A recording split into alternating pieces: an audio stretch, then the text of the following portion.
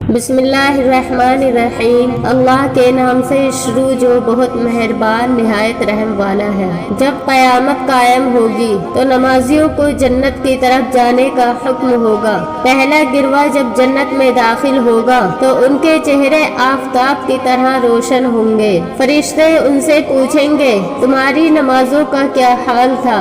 وہ کہیں گے جب ہم اذان کی آواز سنائی دیتی تو اس وقت ہم مسجد میں پہلے ہی سے موجود ہوتے تھے۔ پھر دوسرا گروہ داخل ہوگا جن کے چہرے 14ویں کی چاند کی طرح چمکتے ہوں گے۔ ان سے فرشتے پوچھیں گے تمہاری نمازوں کا کیا حال تھا؟